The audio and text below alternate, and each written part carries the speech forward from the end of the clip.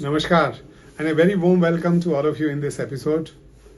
In the last episode, we had spoken about the safety of our children and safety from those gadgets which at times come with so many things which are good, but at the same time, the uses may not be for the good. And we had tried to find out those ways by which we can help our children not getting involved in certain things which may not be good for them later in terms of learning or otherwise. जब ये video कई लोगों ने देखा तो बात मेरे सामने आई कि आप इसके बारे में थोड़ा और बताइए। बट इसी बीच में मैंने एक आर्टिकल पढ़ा कपिल भटनागर जी के द्वारा, जो कि एक हिंदी न्यूज़पेपर के संपादक हैं, और उन्होंने बहुत अच्छे से एक बात लिखी कि जो बच्चों के ऊपर प्रभाव एक पड़ रहा है ड्रग माफियाज का, और वो ड्रग माफिया आजकल इतने अंदर घुस गए हैं समाज के, और खासकर कुछ शहरों में या कई सारे शहरों में, कि बच्चों को वो अपना शिकार बना रहे हैं। और उन्होंने अपनी बात काफी अच्छे से, बहुत ही सहज तरीके से, परंतु बहुत ही इफेक्टिव तरीके से अपनी बात हमारे सामने रखी कि एज पेरेंट्स और एज ए फैमिली हम कैसे अपने बच्चों को इससे बचा सकते हैं। और उन्होंने ये बात बड़े अच्छे से कही है कि इसकी शुरुआत हमें घर से ही करनी पड़ेगी। अगर हमें अपने बच्चों को इसका शिकार होने से बचाना है तो वो हमें अपने घर से ही इस बात को शुरू करना पड़ेगा। तो जब मैंने पढ़ा तो मैंने कहा कि चलिए वो तो मैं बाद में भी दे सकता हूं, तो लेकिन इस बात को भी, because this is also very very detrimental to our children's safety, because when it comes to these drug mafias, they are so cunning that they can really they can do anything to make money out of whatever source they really get to sell their products. Not really product, these are this is a poison, I would say, for the society. और खासकर अगर हमारे बच्चे इसका शिकार बनते हैं तो बहुत ही खराब बात है। तो मैं धन्यवाद देना चाहूंगा कपिल भटनागर जी को for taking up this wonderful and very very important topic for the benefit of our parents and for the benefit of our children. तो मैं इसको इससे थोड़ा आगे लेता हूं कि हाँ, पेरेंट्स की जिम्मेवारी डेफिनेटली बहुत ज्यादा है इसमें, लेकिन चूंकि जिन बच्चों की, जिस एज ग्रुप की कपिल जी बात कर रहे हैं, उसमें स्कूल गोइंग चिल्ड्रन हैं ये सब। It's not necessarily the children who are going to college, of course they are also being affected by these things, but जब मैं 25 साल के यूथ की बात करता हूं तो वो तो फिर भी एक समझदारी की स्टेज में आ चुका है, और जो मैंने आपको कभी प्री फ्रंटल कॉर्टेक्स की बात की थी, वो ऑलमोस्ट उनका डेवलप हो गया है, और वो अपने एक्शंस के लिए जिम्मेवारी ले सकते हैं और समझ सकते हैं कि जो मैं कर रहा हूं गलत कर रहा हूं या सही कर रहा हूं। लेकिन जो बच्चे होते हैं, जो एज ग्रुप 11, 12, 13, 14, 15, 16 साल का, रादर 18 साल तक अगर मैं स्कूल गोइंग चिल्ड्रन की बात करूं, तो वो भी आजकल सुनने में आ रहा है। और ये मैं कोई, मेरे पास इसका डेटा नहीं है जो मैंने खुद ने तैयार किया हो, बट जितना पढ़ने को मिलता है या सुनने को मिलता है उसमें ये है कि बहुत सारे शहर हमारे देश के भी इसमें इस तरह स्थिति में आ चुके हैं कि जहां हमारे बच्चे शिकार बनाए जा रहे हैं। और मैं यहाँ बार बार इस बात को कहूंगा, बच्चे शिकार बनाए जा रहे हैं क्योंकि बच्चे कभी इन चीजों के लिए रिस्पॉन्सिबल नहीं होते हैं, कभी बच्चे ये करना नहीं चाहते हैं। कोई बच्चा ऐसा नहीं है जो अपने स्वास्थ्य के साथ खेलना चाहता हो, जो कोई अपने फ्यूचर के साथ खेलना चाहता हो, कोई बच्चा ऐसा नहीं है। लेकिन ये चीजें जो ये माफियाज हैं, मैंने आपको जैसे बताया कि सोशल मीडिया साइट्स में भी क्या होता है, I mean they are doing it for make money, उनका तो ये बिजनेस है। इनको ये चीजें, प्लेटफॉर्म जो प्रोवाइड कर रहे हैं, ये किसी के भले के लिए ही कर रहे हो, ये जरूरी नहीं है। उनको तो चूंकि इसके out of this they want to earn a lot of money and that is the reason they are growing many fold. चलिए वो बात तो एक अलग है, अर्थशास्त्र अपनी जगह है, इकोनॉमी अपनी जगह है, वो चलती रहे। लेकिन बच्चों का स्वास्थ्य, चूंकि वही तो हमारा फ्यूचर है, वो बड़ा इंपॉर्टेंट है। तो अगर मैं अब बात ड्रग अब्यूज के ऊपर, जो हमारे देश में भी है, दुनिया में आप तो रोज पढ़ते हैं, हमारे पड़ोसी देश, हम तो, हमारा देखा जाए तो ज्योग्राफिकल पोजीशन बहुत अच्छी भी है, बहुत गड़बड़ भी है, क्योंकि हम दोनों तरफ से, इधर ईस्ट से चले जाएं वहां से भी तकलीफ है, हमारे वेस्ट से भी तकलीफ है when it comes to drugs. तो भारतीय सरकार इसमें कोशिश कर रही है, और ministry of social justice and empowerment के अंडर एक आते हैं national institute of social defence, इसके अंदर भी काम हो रहा है इसके ऊपर। They are trying to understand how is it happening and they are trying to suggest the ways how can we curb this menace of drugs, इसको कैसे हम रोक सकते हैं। तो यूएन में भी इसके ऊपर काफी बात होती है, यूएन भी काफी इसके ऊपर एक्टिवली इन्वॉल्व है और सभी देश मिलकर के इसके ऊपर काम कर रहे हैं। लेकिन चूंकि इसके अंदर इतना सब कुछ इन्वॉल्व है, इसमें टेररिज्म से लगा करके और क्या क्या नहीं इन्वॉल्व है, तो ये इसको रोकना सब सरकारों के लिए भी थोड़ा सा एक डिफिकल्ट काम हो रहा है। तो फिर करें क्या? अगर सरकारें नहीं कुछ कर पाएंगी या सरकारों की कोशिशें उतनी इफेक्टिव नहीं हो पाएंगी तो क्या करें? तो देखिए, बच्चे तो ये हमारे हैं, हम एज पेरेंट्स, हम एज टीचर्स को इसमें आगे बढ़ना पड़ेगा। और फिर मैं यहां वापस कपिल जी के आर्टिकल को जरूर यहां पे कोट करूंगा कि जो उन्होंने कहा था कि इसकी शुरुआत घर से और परिवार से ही हमें करनी पड़ेगी। तो हम क्या करें फिर उस केस में? देखिए, इसमें कुछ चीजें हैं जो हमें ध्यान देनी पड़ेगी। कोशिश करें कि हमारे बच्चे इन चीजों में इन्वॉल्व ही ना हो। That is the preventive measure. और प्रिवेंटिव मेजर भी अगर हमारे कभी कभार नहीं काम कर पाए, क्योंकि कई बार होता है कि बच्चों के ऊपर कई सारे फैक्टर्स हैं जो अफेक्ट करते हैं, तो हम ये जाने कि वो कौन कौन से बच्चों की एक्टिविटीज हो सकती हैं, वो कौन से लक्षण हो सकते हैं जिससे हम ये अंदाजा लगाएं कि कहीं हमारा बच्चा इसका शिकार तो नहीं हो गया।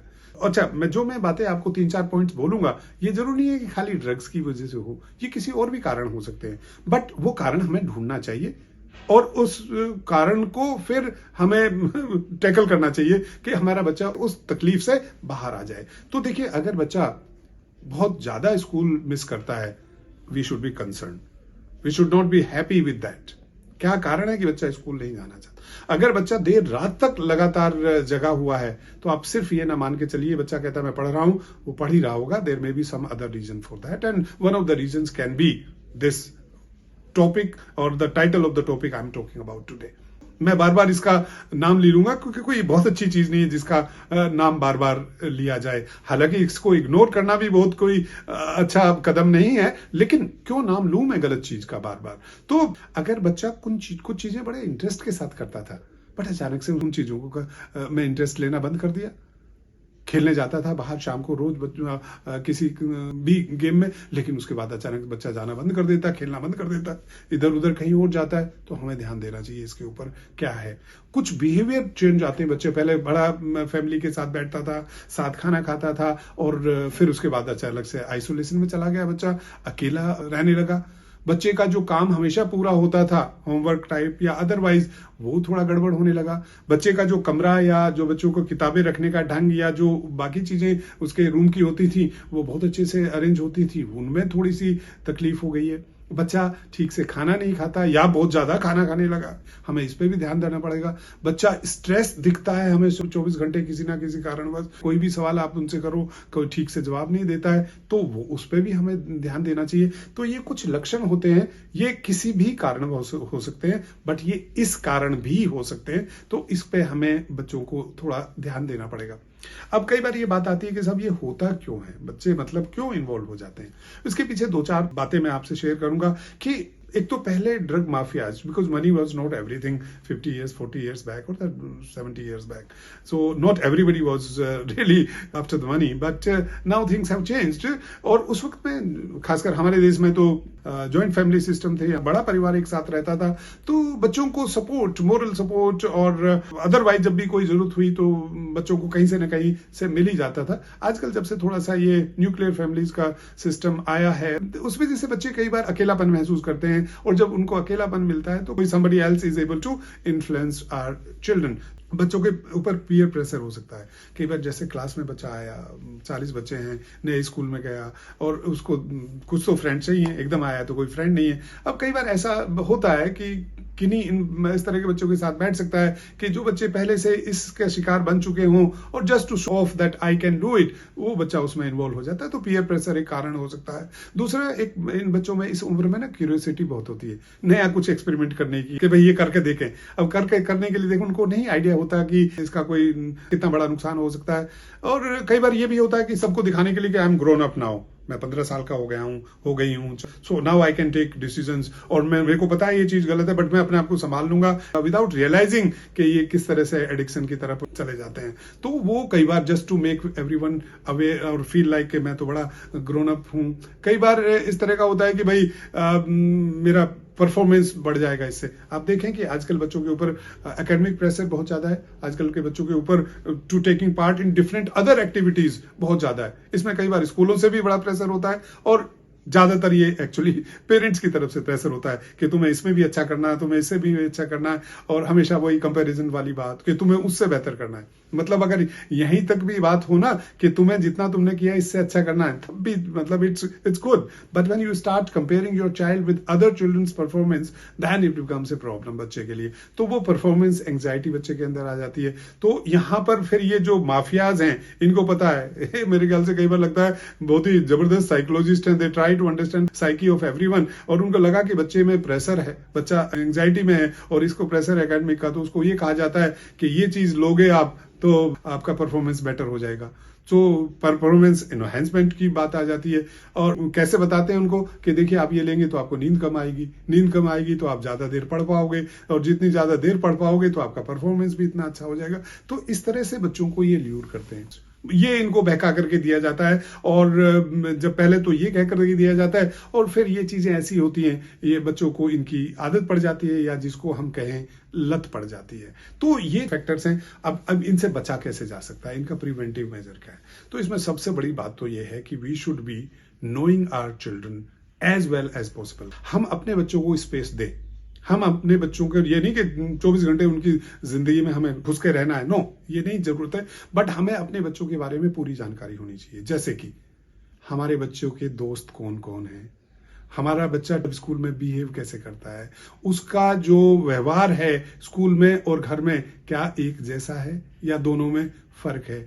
बच्चा कहीं ऐसा तो नहीं कि किसी चीज का शिकार हो गया है लेकिन अब हमसे बातें शेयर नहीं कर रहा है, कोई ऐसा काम नहीं कर रहा है जिसको हम माने कि गलत है, बट बच्चा अगर इसका शिकार हो गया है और आपकी जानकारी के बिना ये माफिया हमारे बच्चे को शिकार बना रहे हैं, तो वो बच्चा अच्छा नहीं कर पाए। तो वहां पर भी हमें ये ध्यान रखना पड़ेगा कि बच्चा हमारा कर क्या रहा है, और उसके लिए हमें उसका सपोर्ट सिस्टम बनकर रहना पड़ेगा। और सपोर्ट सिस्टम हम कब बन सकते हैं? जब हम बच्चे की हर बात को जानते हों।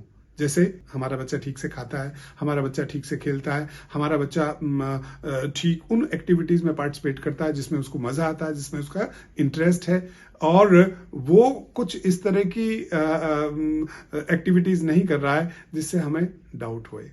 कई बार हम लोग एज पेरेंट्स क्या करते हैं कि हमने हर चीज बच्चे को दिलवा दी, जो बच्चे ने मांगी हमने दिलवा दी। मतलब महंगा फोन, महंगे गैजेट्स, महंगे कपड़े, हर जगह महंगी जगह पार्टी में भेज देना, और हमने सोचा हम बच्चे के लिए सब कुछ कर रहे हैं। ये करना जरूरी भी नहीं है।